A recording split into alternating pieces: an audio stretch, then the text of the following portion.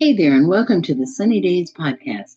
I'm your host, Jolly, and today we've got some uplifting stories, some did you know, and more. So grab us a cup of sunshine and let's get started. First up today, well, we're going to head over to a small Midwestern town where the fields stretch wide and the community is tight knit, where something extraordinary has happened. Early one summer morning, a letter arrived at the town hall. It was simply addressed to the people of Concord. Inside was a check for $10 million made out to fund the local libraries. The letter was unsigned, with no return address, just a simple note that read, "For the future of our children and the heart of our town." Well, the news, you can imagine, spread like wildfire. Who could have possibly made such a generous donation? Concord was a town where everyone knew everyone. Speculations ran wild. Was it a wealthy former resident who had moved away years ago? Perhaps a local businessman who had made it or struck it rich and no one knew yet. The mystery captivated the entire community. The mayor, the librarian, and the school principal all came together to decide how best to use the funds. They were overwhelmed by the possibilities, updating the library's outdated technology, expanding the children's section, starting new programs for adults and teens, and even building a new branch in the more rural parts of the community. As the days turned into weeks, the town saw changes. Construction began on a new library branch, and children's programs were scheduled for the summer. The libraries buzzed with activity as new books filled the shelves, and residents poured in, eager to explore all the new offerings. Yet, despite all the excitement, the identity of the donor remained a mystery. The townspeople began to see the act as a gift, not just of money, but of faith in their community, in education, and in the future of their town. It became a symbol of what one person, even without seeking recognition, could do to make a lasting impact. Every time a child picked up a book or an adult found solace in a quiet reading corner, they whispered a silent thank you to the anonymous benefactor. Concord's libraries became more than just buildings. They were the heart of the community, a place where dreams were nurtured and knowledge was shared. And so the town moved forward, grateful for the generosity of someone who believed in them, even if they never knew who it was. The mystery, it seemed, was part of the gift, allowing the town to focus not on who gave the money, but on how it was used to build a brighter future for all. Yeah, random acts of absolute awesomeness. Well, how about a happy you're incredible shout out? We share a lot of extraordinary stories here on Sunny Days, people who've lived remarkable lives. And today we're going to introduce you to Mr. Tynus Woods, the world's oldest surviving male veteran of the Second World War. Now, Mr. Tynus Woods' journey began in an administrative role with the Army during World War II. After his service, he transitioned into civilian life, working as an accountant for major companies like Shell and BP before retiring in 1972. But what's truly fascinating is how he managed to live independently well into his later years. He still handles his own finances, stays informed with the news on the radio, and even gets himself out of bed every morning.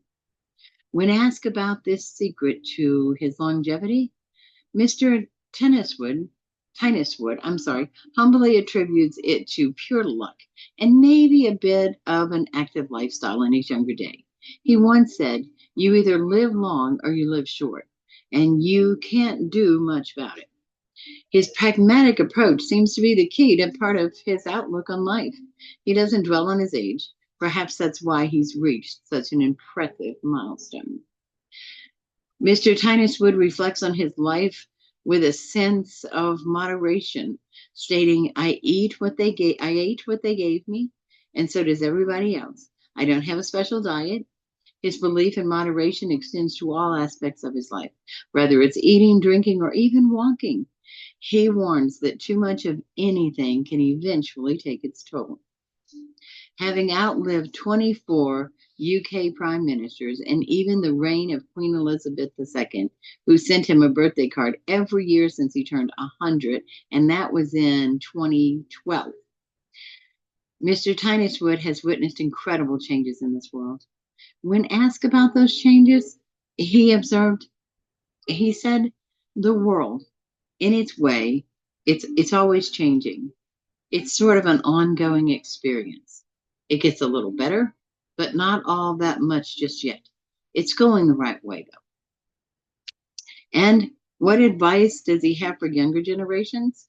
Well, Mr. Tyneswood emphasizes the importance of giving your best effort in everything you do. He says, always do the best you can, whether you're learning something or whether you're teaching something.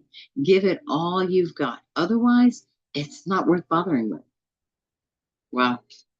Well, as we reflect on Mr. Tyneswood's life, it's clear that his longevity isn't just about luck. It's about living with intention, moderation, and a steadfast commitment to doing your best. A truly inspirational story from a man who's seen more than most of us could ever imagine. And now, how about Jolly Chat story time? A story we'll call Gus and Night. Gus was a bright-eyed 7-year-old with Down syndrome, living in a small town surrounded by rolling hills and big green fields. Despite the challenges he faced, Gus had a cheerful spirit and a deep love for animals. His parents wanted to encourage this development and give him a sense of independence, so they enrolled him in a therapeutic riding program. That's where Gus met Night. Night was a stunning horse, with a coat so dark it gleamed in the sunlight like polished armor. He was named Night for his majestic appearance, but it was his gentle demeanor that truly made him special. Night had been trained as a therapy horse, and he had a unique ability to connect with children who needed a little extra something. When Gus was first introduced to Night, there was an instant bond. Gus was captivated by the horse's beauty, and Night seemed to sense that Gus needed him. The first time Gus climbed upon Night's back, he was really nervous. But as soon as Night took his first slow, steady steps, Gus began to relax. The rhythmic movement of Night's gait soothed Gus, and before long, he was smiling from ear to ear. Week after week, Gus returned to the stable, growing more confident with each ride. Night, ever patient, seemed to understand Gus's needs without a word. The two became inseparable, and soon Gus was not just riding, he was learning to care for Night, how to learn to brush his coat, feeding him treats. Their connection was deepened as Gus found a friend who accepted him completely just as he was. For Gus, Night wasn't just a horse. He was a friend, a teacher, and a source of strength. The progress Gus made was remarkable. His balance improved, his confidence soared, and most importantly, he had found a companion who made him unstoppable. Gus and Night's story is a testament to the power of friendship, especially the kind we can develop between a child and an animal. Night and Gus, they had the confidence to believe in each other. So Night gave Gus the confidence to believe in himself, and Gus gave Night the love and trust that every therapy horse lives for. Together, they proved that sometimes the most unlikely friendships can be the most powerful of all. True, true. And now we're ending summer. How about a few did you know fun facts about, summertime in movies? How's that? Well, did you know the concept of the summer blockbuster was born in 1975 with the release of Jaws?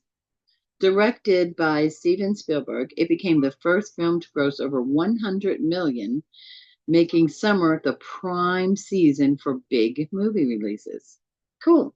And did you know Grease one of the most iconic summer-themed movies, was filmed during the winter of 1977.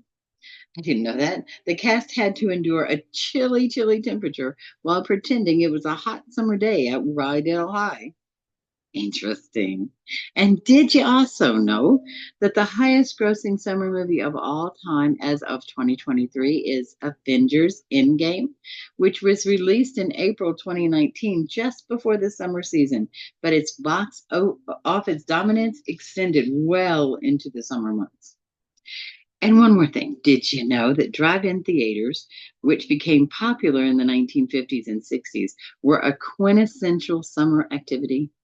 At their peak, there were over 4,000 drive-ins across the U.S., and they provided an outdoor movie experience perfect for warm summer nights. How many of you remember the drive-in theater? Okay, one more thing. Did you know the movie Dirty Dancing, which is set during a summer vacation at a resort, was originally a low-budget film that almost went straight to VHS? Instead, it became a massive summer hit in 1987 and remained a beloved classic. There's some fun facts. And since we're right up on top of Labor Day tomorrow, how about just a couple more fun facts about Labor Day? Well, first of all, it became a holiday, a federal holiday in 1894. It was following the Pullman strike when President Cleaver signed it into law as a way to kind of appease organized labor after a pretty violent conflict. And did you know that Labor Day pretty much marks the end of summer? In the United States, Labor Day is often seen as an official end of summer. Many schools have started back or are starting back their academic year around this time, and it's a popular weekend for all those last minute sort of vacations. And what about global observations? Well, while Labor Day in the United States is celebrated on the first Monday in September, many other countries celebrate International Workers' Day or Labor Day on May 1st, known as May Day, which also honors the labor movement. So there's some more fun facts about Labor Day, which is coming up. And now, how about some entertainment news? Well, what's in the theaters right now? First up, let's see. We've got Twisters.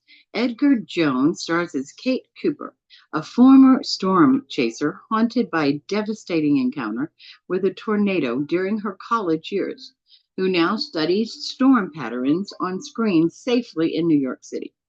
She is lured back to the open plains by her friends. Isn't that friends? Isn't that just always friends? To test a groundbreaking new tracking system. There, she crosses paths with Tyler Owens, the charming and reckless social media superstar who thrives on posting his storm-chasing adventures with his crazy crew. The more dangerous, the better. As storm season intensifies, a terrifying phenomenon never seen before are unleashed, and Kate, Tyler, and their competing teams find themselves squarely in the paths of multiple storm systems converging over central Oklahoma in the fight for their lives. Oh, that sounds good. Cannot wait to see that one. Beetlejuice is another one. Well, Beetlejuice is back. And in an unexpected family tragedy, 3 generations of the Dietz family returned home to Winter River. Still haunted by Beetlejuice, Lydia's life is turned upside down when her rebellious teenage daughter, Astrid, discovers the mysterious model of the town in the attic, and the portal to the afterlife is accidentally opened. Uh-oh. With troubles brewing in both realms, it's only a matter of time until someone says Beetlejuice's name 3 times, and the mischievous demon returns to unleash his very own brand of mayhem. Can't wait to see that one. Hope to go see it this next week, actually. And let's see, we've got what else? We've got Inside Out 2. Inside Out 2 is the sequel to the 2015 animated film Inside Out. It doesn't seem like it was that long ago. The movie continues to explore the emotions inside the mind of Riley, who is now a teenager. As she faces new challenges and experiences, her emotions Joy, sadness, anger, fear, disgust must navigate the complexities of adolescence. Ugh. The sequel introduces new emotions and delves deeper into how Riley's mind changes as she grows up, highlighting the importance of understanding and managing a broader range of feelings. Boy, that's something for teenagers. Oh, that's something for teenagers. And now, how about over there in the music world? Well, today we're going to give a special shout out to two incredible women whose influence on music spans generations: the incomparable Dolly Parton and the iconic Cher. Well, first, let's talk about the Queen of Country herself. Dolly Parton. Oh, Dolly's influence on music is nothing short of legendary. From her humble beginnings in the Smoky Mountains to becoming a global superstar, Miss Dolly has touched the hearts of millions with her songwriting, her voice, and her unmistakable charm. Miss Parton's early hits like Jolene and Coat of Many Colors showcase her incredible storytelling ability, turning personal tragedies into songs that resonate with listeners around the world. And who can forget I Will Always Love You, a song that not only topped the charts when she released it, but became an anthem when Miss Whitney Houston recorded it years later. But Dolly's influence isn't just in the past. She's continued to inspire with more recent work, including she had an album a few years ago, A Holly Dolly Christmas, and a single, When Life is Good Again, a song of hope and resilience released during the pandemic. Dolly's music transcends time, touching new generations while still holding a special place in the hearts of those who have been with her right from the start. And she's just released her rock and roll album not that long ago, this past summer. And now let's turn to Cher, the goddess of pop. With a career that spanned over 6 decades, Cher is a true icon, reinventing herself and her music with every era. From her beginnings as part of the duo Sonny and Cher with hits like I've Got You, Babe, to solo success with timeless tracks like Gypsies, Trance, and Thieves. If I could turn back time, Cher has always been ahead of the curve. But Cher didn't stop there. In the late 90s, did you know she introduced a whole new generation to her music with Believe, a groundbreaking hit that brought auto-tune into mainstream and topped charts around the world. And even today, Cher continues to be a force in the music industry. Back in 2018, her album Dancing Queen features covers of ABBA songs, blending her iconic voice with the timeless pop hits of another era.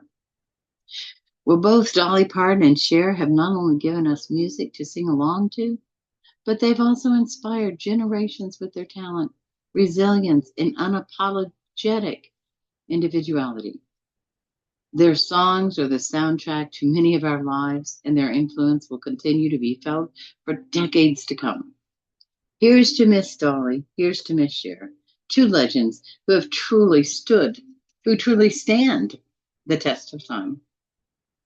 Now, as we come to a close on today's episode, let's remember that the stories we've shared can serve as a reminder of the goodness that surrounds us every day. Beauty is in the eye of the beholder, so find your beauty, shine, and share it. Remember to spread love, joy, and positivity whenever and wherever you go. We'll see you next week for more stories, entertainment news, fun facts. But until then, peace and joy always.